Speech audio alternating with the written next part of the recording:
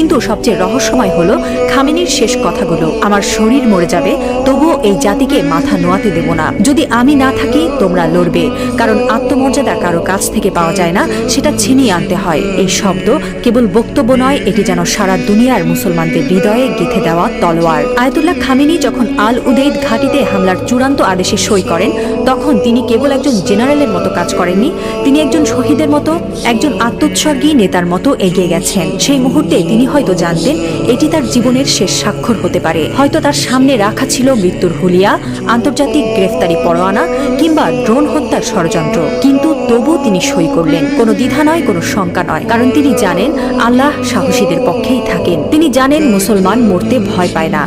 যারা আল্লাহর পক্ষে থাকেন তারা জানে মৃত্যু মানেই পরাজয় নয়, বরং আত্মত্যাগী বিজয়ের শুরু। এই একজন মানুষ এখন আর কেবল ইরানের নেতা নন, তিনি হয়ে উঠছেন সারা বিশ্বের মুসলিম উম্মার প্রতীক। একজন বিশ্বাসী, একজন অটল মুজাহিদ, একজন সাহসী পিতার মতো তিনি বলছেন, আমি থাকি বা না থাকি তোমরা লড়বে। হ্যাঁ মুসলিম উম্মাহ, তোমরা মাথা নিচু করো না। লা ইলাহা ইল্লাল্লাহ, আল্লাহ ছাড়া আর কোনো ইলাহ নেই।